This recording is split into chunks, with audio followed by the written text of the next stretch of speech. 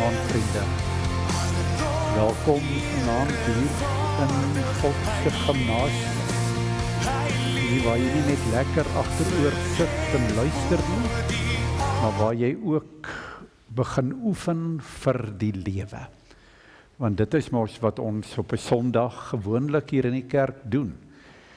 Hier kry jy die petrol om in die week uit te gaan en te gaan werk en God se koninkryk te laat kom.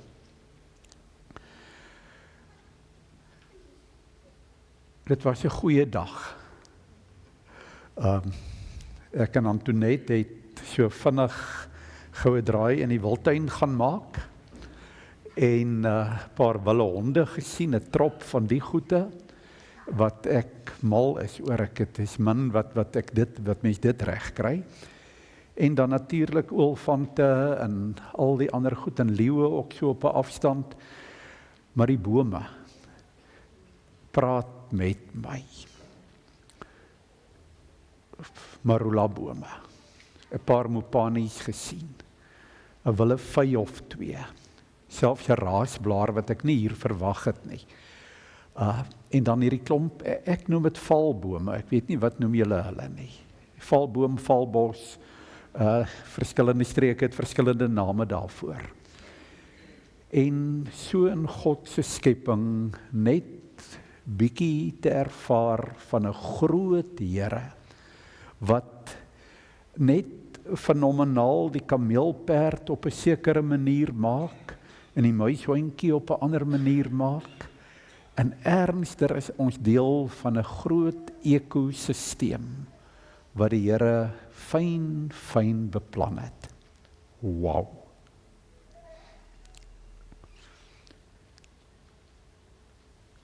Voor ons begin.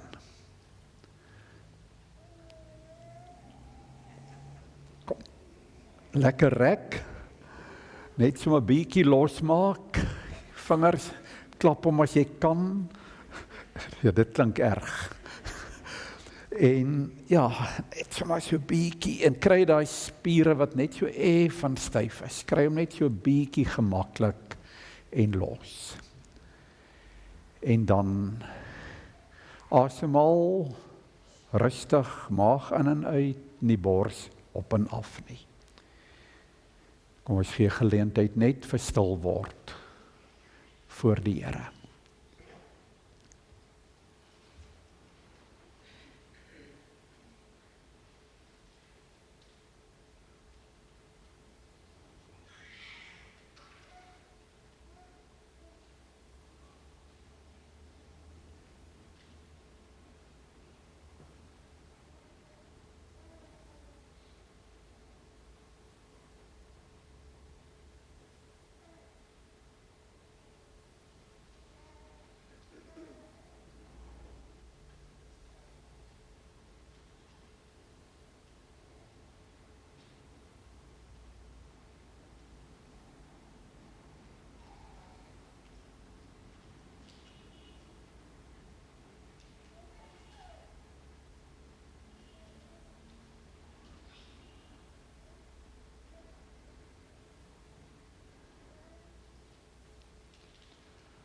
God is hier teenwoordig.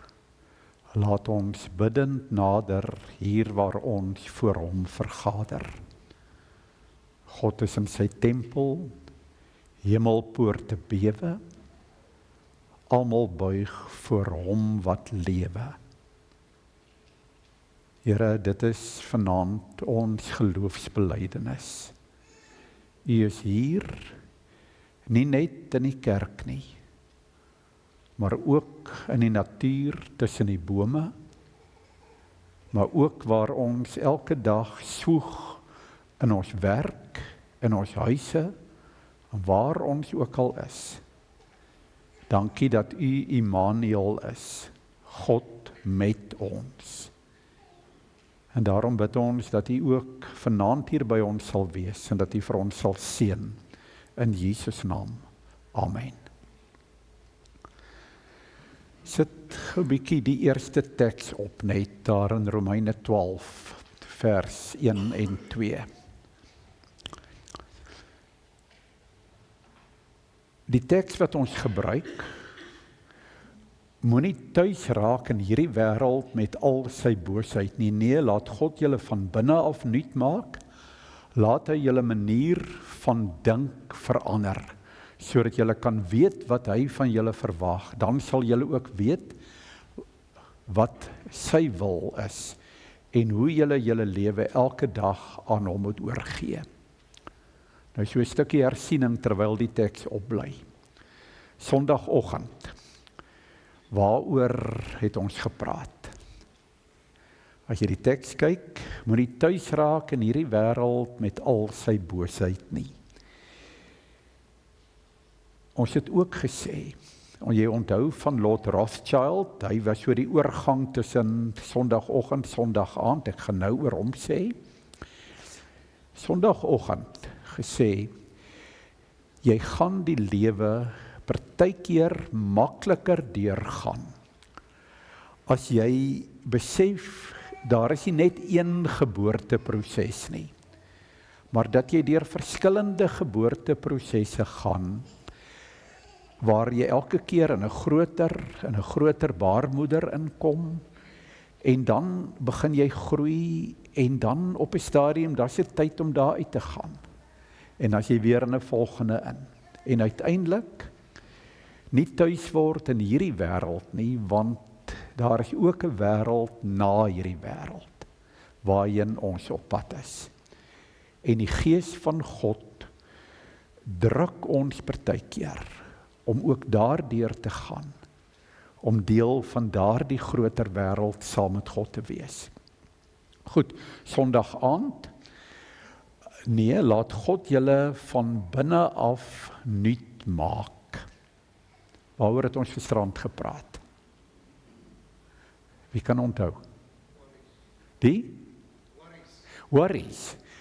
Hy moet jou van binne af nuut maak, en daar's 'n paar goed, as jy nuut wil word, wat jy moet laat gaan.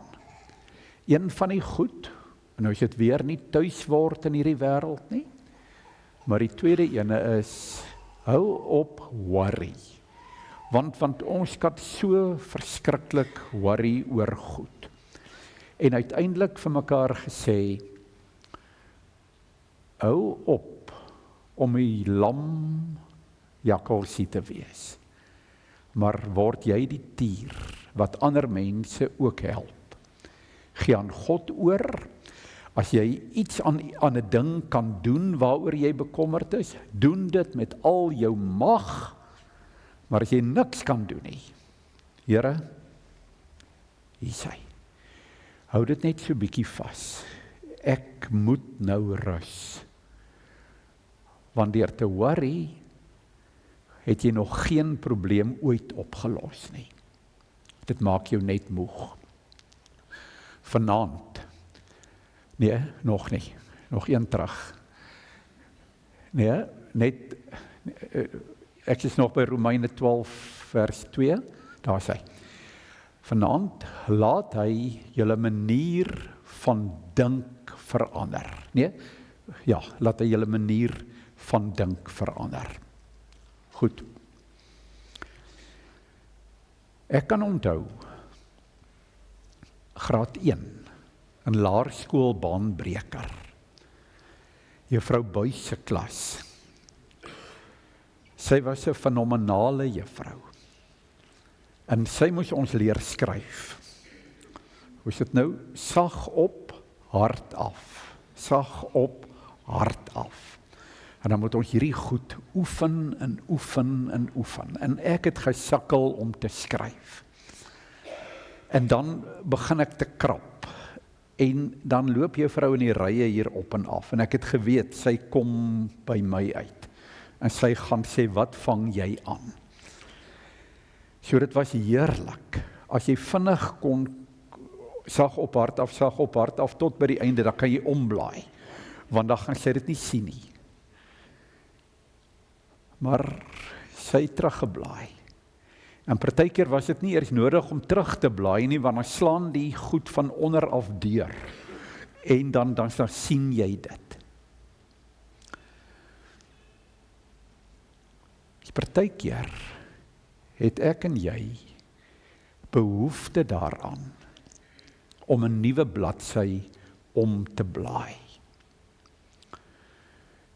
'n Man en 'n vrou in 'n huwelik sê partykeer vir mekaar, kom ons begin oor, kom ons begin nuut. En dan, baie keer, hou dit so 'n rukkie, hulle druk die reset button, maar baie gou kom slaan die goed weer deur wat van agter af geskryf is, die ou goede. Die moeilikheid is dis nie net ek wat op my bladsy skryf nie, ek wat op my boek skryf nie. 'n Klomp mense het al op my bladsye geskryf. Gewoonlik die gesagsfigure in jou lewe toe jy klein was. Pa het vir jou van die lewe geleer. Ma het vir jou geleer van liefde, van vasbyt. Onderwysers het vir jou geleer wat reg is, wat verkeerd is. En so het baie mense goeie goed op jou bladsye geskryf. Maar baie keer is ek ook geprogrammeer met 'n klomp outdated data, waarmee ek geprogrammeer is wat mense vir my gesê het, en wat hier in my kop kom sit, en dan glo ek dit vir die waarheid, want dit is mos so. Voorbeeld, baie keer nie, gewoonlik wanneer man en 'n vrou trou, dan is die man op 'n sekere manier grootgemaak, die vrou op 'n ander manier grootgemaak, die man is grootgemaak, kinders moet gesien word en nie gehoor word nie, die vrou word grootgemaak, gee vir hulle 'n stem, laat ons hoor wat hulle sê. En dan clash die twee, want my manier is mos reg, en dan sê sy, maar haar manier is reg. Nou wie se manier is reg? Ergens tussen hierdie twee moet ons 'n pad vind met mekaar. Maar as ek geprogrammeer is, dit is so, dan sukkel ek om 'n nuwe goed op my bladsy te kry. Toe ek aan Antoinette getroud is, het sy handdoeke oor 'n kas deurgehang, of deur die deur van die badkamer. Ek het die goed opgehang en opgevou, want dis hoe ek geleer is. Toe ek begin navraag doen, hoekom doen jy dit? Toe was hulle pa het 'n huis gebou op 'n plaas, en hulle het hom so met die tyd gebou, en daar was nie reëlings om die handdoeke oor te hang nie. So, dan doen, dis mos hoe jy met 'n handdoek maak. En dan ernstiger, hier langs die pad, dan kry ons mekaar. In geloof gebeur dieselfde goed. Ek word geprogrammeer, Jesus hou my dop, hy hou nie van wat ek doen nie, hy is kwaai. Ek kom by 'n vrou klomp jare gelede, die kinders is half stout, ek kan nie eers onthou wat hulle gedoen het nie, en sy raas met hulle, sy sê, Jesus hou nie van wat julle nou doen nie. En ek dink, my maggies, dis nie Jesus wat nie hiervan hou nie, dis jy wat nie hiervan hou nie. En nou maak jy Jesus die paaiboelie. Maar daai kinders is geprogrammeer, hierdie goed hou Jesus nie van nie. Terwyl ek partykeer wonder, of hy nie baie keer glimlag oor goeters wat ons sê, wat hy sou wou hê, wat ons dink hy sou wou hê nie. So, die goed gebeur in die kerk ook. Lank gelede is ons geprogrammeer, hoe moet 'n dominee wees? Nou, hoe moet 'n dominee wees as ek 'n paar van julle vra? Hy moet ten minste 'n das aan hê, en lank gelede 'n toga aan hê, en dan moet die dominee gewoonlik darm manlik wees, né?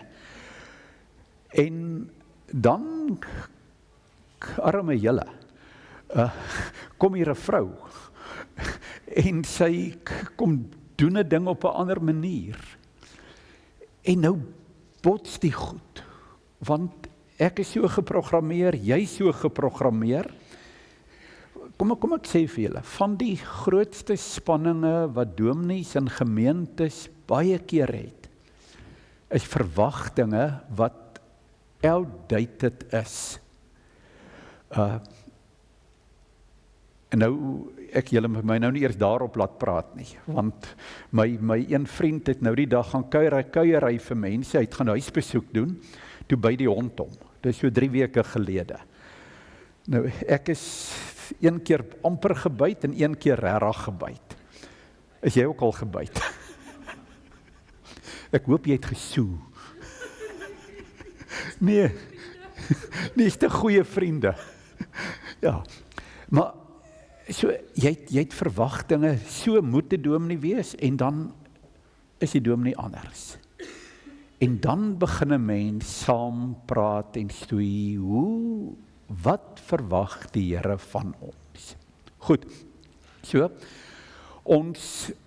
daar word op jou geskryf, met goed wat so vas is, dat jy nie kan wegbeweeg nie. Ek wil vanaand 'n teks met julle deel. In Esegiel, hoofstuk 18. Dis van die mees fenomenale tekste wat ek al in die Bybel gelees het, wat jy soveel keer mislees. Kom ons begin om. Die woord van die Here tot my gekom, dis nou tot Esegiel. Wat is dit met julle, dat julle hierdie spreekwoord gebruik oor die land Israel? En dan die spreekwoord, die ouers het groen druiwe geëet, en die kinders se tande het stomp geword.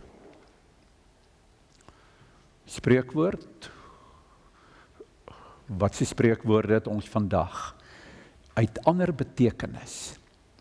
Goed, so seker ek as wat ek leef, is die uitspraak van die Here, dit sal nie meer by julle opkom om hierdie spreekwoord in Israel te gebruik nie. Goed, waaroor gaan hierdie spreekwoord? Die ouers het groen druiwe geëet, die ander vertaling sê die paas het groen druiwe geëet, die kinders se tande word stomp. Met ander woorde, dit wat ek doen, het 'n invloed op jou. Ek maak verkeerd, jy dra die gevolge. Ek leer vir jou allerhande goeters, reg en verkeerd. Jy glo dit onvoorwaardelik, jy is daaraan uitgelewer. Goed. Kyk, alle lewens, aan my behoort dit, soos die lewe van die Seun, so ook die lewe van die Vader. Aan my behoort dit, die persoon wat sonde doen, die moet sterf. En dan het hy nou 'n lang beskrywing, wat as jy, ek gaan nie die hele hoofstuk lees nie, maar gaan lees hom asseblief, want hierdie deel word nou heeltyd herhaal. Wanneer iemand regverdig is en doen wat reg en billik is, op berge nie eet nie, hoekom nie? Hoekom mag jy op 'n berg nie eet nie? Want die afgode is op die berge in daai tyd. So ek moet nie kos vir die afgode vat nie. So, op berge nie eet nie, sy oë nie rig op die afgodsbeelde van die huis van Israel nie, die vrou van sy medemens nie verontreinig nie, by 'n vrou wat menstrueer nie kom nie, niemand verdruk nie, die pand wat hy verskuld neem, teruggee, niemand beroof nie, sy brood aan hongermense gee, wie nakend is met 'n kleed bedek, nie teen rente uitleen nie, nie woekerrente neem nie, van onreg om weerhou, eerlik oordeel tussen mense, volgens my vaste voorskrifte leef, my bepalings nakom deur eerlik op te tree, Hy is regverdig en sal beslis leef. Dis die uitspraak van die Heer, die Here. Goed, nou hier is 'n klomp goed en reëls ook wat hulle in die Ou Testament nagekom het. Wat ek nou nie almal gaan deurgaan nie. Maar Jesegiel sê, die ouens wat daai goed doen, julle is chap. Julle is reg met die Here. Maar, dan sê hy, as iemand egter 'n gewelddadige seun verwek, wat bloed vergiet en helaas enige van hierdie dinge doen, dit terwyl die vader niks daarvan gedoen het nie, as hy wel op die berge eet, die vrou van sy medemens verontreinig, ensovoorts, ensovoorts, ensovoorts, dan is hy skuldig. En dan staan daar weer, en as hierdie seun nou 'n kind kry, en hierdie ouetjie doen nou weer alles wat reg is, dan is hy voor God reg. So, nie dit wat oupa doen, dit wat papi doen, dit is ek dra die gevolge nie. Elke ou vir homself. Ek neem verantwoordelikheid vir dit wat ek glo. Ek neem verantwoordelikheid vir die manier hoe ek lewe. Ek het nie die volgende versie afgedruk daar nie, so hou net die skerm so. Vers 31, werp al julle oortredings van julle al weg, dit waarmee julle oortree het, en maak vir julle 'n nuwe hart en 'n nuwe gees. Waarom moet julle sterf, huis van Israel? Jy sal goed doen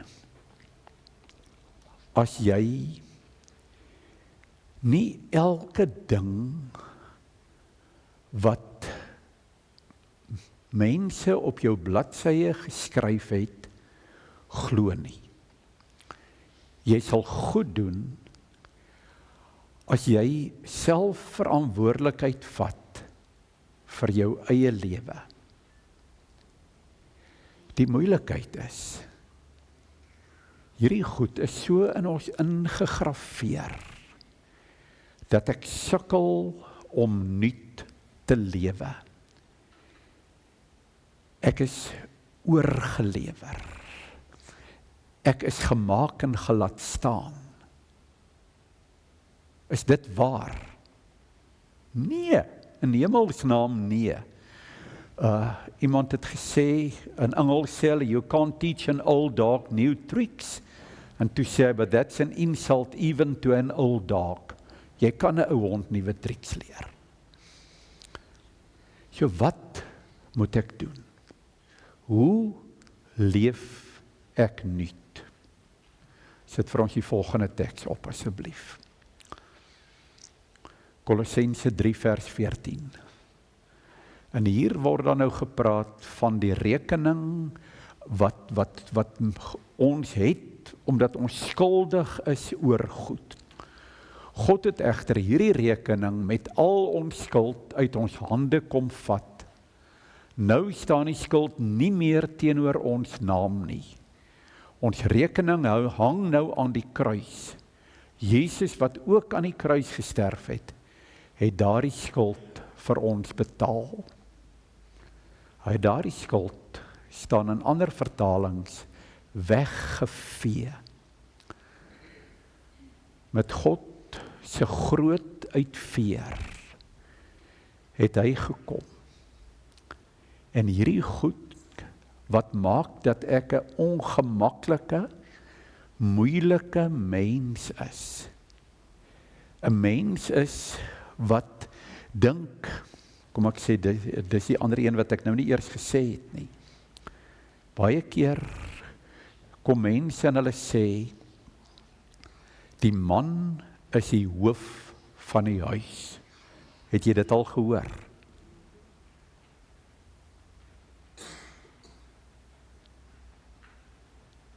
Ek het ervaar waar 'n man, nadat dit vir hom gesê is, van 'n byeenkoms afgekom het, in sy huis ingestap het, sy vrou en kinders het gesit en TV kyk, Daar was 'n strykyster hier ergens, hy het die strykyster gevat, hy het die TV gaan stikkend gooi. Hy sê van nou af sal ons die Bybel lees. Is dit goed of sleg? Moeilik, né? Goed of sleg? Ek kan nie daarmee saamgaan nie. Die Here werk deur man, die Here werk deur vrou. Die teks waar hierdie vandaan kom is Efesiërs 5 vers 21 as ek reg het, waar daar staan, man en vrou moet uit eerbied vir Christus aan mekaar onderdanig wees. Nie een ou hier en die ander een hier nie. Aan mekaar onderdanig. Maar as ek geprogrammeer is, nou sal jy vir my luister, dan skryf jy op jou kinders se papiertjies weer 'n klomp goed wat hulle moet uitvee. Uit eerbied vir Christus aan mekaar onderdanig. Hulle vertel van die gemeente waar daar bidtuur gehou is. En dan tydens elke geleentheid staan 'n sekere oomie op. En dan bid hy so bietjie en dan sê hy, Here, neem die spinnerakke uit my lewe weg. Tot die dominee dit later nie meer kon hou nie, en toe die oom dit weer bid, toe staan die dominee op. En hy sê, Here, maak asseblief daai spinnekop dood.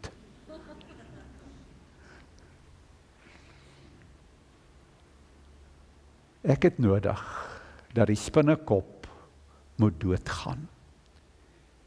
Ek het nodig dat die uitveer van Jesus Christus vir my sal skoon vee. Sit net weer die teks op van Kolossense, die vorige ene. Ons rekening daar in die middel, ons rekening hang nou aan die kruis. Jesus wat ook aan die kruis gesterf het daardie skuld vir ons betaal. Voluit betaal, sodat ek en jy nuut kan lewe, vry kan lewe. En daarom, laat God julle van binne af nuut maak. Stel jouself oop. Slaan daai blaadjie om. Kry die uitveer. Maak dood die spinnekop. En leef hier in jou kop ook nuut, want die Here maak dit nuut. Amen. Kom ons gee geleentheid vir stil gebed.